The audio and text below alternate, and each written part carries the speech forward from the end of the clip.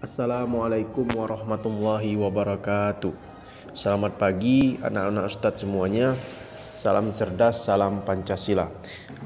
Alhamdulillah, puji syukur kita panjatkan kehadiran Allah Subhanahu wa taala. Berkat limpahan rahmat dan karunia-Nya kita masih diberikan kesehatan, sehingga pada hari ini kita masih bisa melaksanakan kegiatan pembelajaran pada mata pelajaran PPKN meskipun dalam situasi daring, belajar jarak jauh. Salawat dan salam senantiasa kita limpahkan kepada junjungan Nabi besar Muhammad sallallahu alaihi wasallam. Allahumma shalli ala Muhammad wa ala ali sayyidina Muhammad. Baiklah.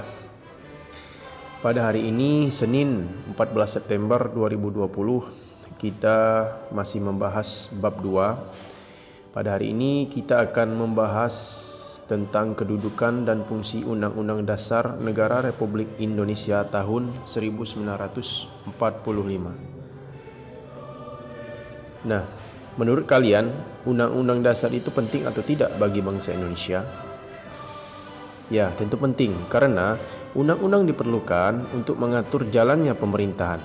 Nah, coba kita bayangkan jika suatu negara tidak memiliki undang-undang dasar, jika negara tidak memiliki dasar, dapat dipastikan akan banyak terjadi penindasan terhadap hak-hak asasi manusia. Nah, baik, itu adalah sedikit gambaran dari materi yang akan kita bahas pada hari ini. Nah, kompetensi dasar mendukung makna, kedudukan dan fungsi Undang-Undang Dasar Negara Republik Indonesia tahun 1945 serta peraturan perundangan lainnya sesuai dengan Undang-Undang Dasar 1945. Nah, langsung saja inilah materi yang kita bahas tentang kedudukan dan fungsi Undang-Undang Dasar tahun 1945. Yang pertama, kedudukan Undang-Undang Dasar. Nah, latar belakang pembuatan undang-undang bagi negara yang satu atau negara berbeda dengan negara lainnya. Hal ini disebabkan karena pertama, sejarah yang dialami oleh bangsa tersebut. Kedua, cara mereka memperoleh kemerdekaannya. Nah, yang terakhir, situasi dan kondisi menjelang kemerdekaan. Menurut Brisley, hal-hal yang menjadi alasan sehingga suatu negara memiliki undang-undang. Pertama, adanya kehendak warga negara yang bersangkutan agar hak-hak mereka terjamin. Tujuannya adalah untuk mengatasi tindakan para penguasa negara. Artinya, jika tidak ada suatu undang-undang yang menjamin hak mereka, maka penguasa itu akan bertindak sesuka hati. Nah, kedua, adanya kehendak dari penguasa negara dan rakyatnya untuk menjamin agar pola atau sistem tertentu pemerintahan negaranya. Ketiga, adanya kehendak para pembentuk negara agar terdapat kepastian tentang cara penyelenggaraan ketatanegaraan. Nah, jelas di sini bahwa dengan adanya undang-undang, arah dari penyelenggaraan negara akan lebih terkontrol atau lebih jelas.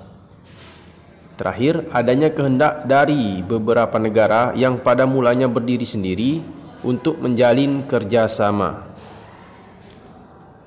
Undang-Undang Negara Republik Indonesia merupakan norma hukum tertinggi dalam sistem ketatanegaraan Republik Indonesia. Nah, Undang-Undang Dasar dijadikan dasar untuk menyusun semua peraturan perundang-undangan. Nah, kemudian Undang-Undang Dasar Negara Republik Indonesia merupakan sebagian dari hukum dasar, yaitu hukum dasar tertulis. Sebagai hukum dasar, undang-undang ini juga berkedudukan sebagai sumber hukum dan merupakan hukum dasar yang menempati kedudukan tertinggi dalam tata urutan perundang-undangan yang ada di Indonesia. Kedua, sifat dan fungsi Undang-Undang Dasar Negara Republik Indonesia tahun 1945. Nah, konstitusi dikatakan fleksibel atau luas atau rigid, kaku, dapat ditinjau dari dua sudut pandang. Pertama, dilihat dari cara mengubah undang-undang. Nah, suatu undang-undang dikatakan fleksibel atau luas jika cara mengubahnya tidak sulit atau tidak memerlukan cara yang istimewa. Kedua, dilihat dari mudah tidaknya mengikuti perkembangan zaman. Nah, suatu konstitusi dikatakan fleksibel apabila konstitusi tersebut dapat mengikuti perkembangan zaman. Begitu juga sebaliknya, konstitusi dikatakan rigid atau kaku apabila tidak dapat mengikuti perkembangan zaman. Alhamdulillah, baik. Itu adalah sekilas atau materi yang dapat Ustadz berikan pada hari ini. Semoga anak-anak Ustadz semuanya bisa mengerti dan bisa memahami. Pun jika tidak ada atau belum ada yang kalian pahami, silakan kalian mengajukan pertanyaan di kolom komentar. Demikian materi yang dapat Ustadz sampaikan. Wabillahi taufiq wal hidayah. Assalamualaikum warahmatullahi wabarakatuh.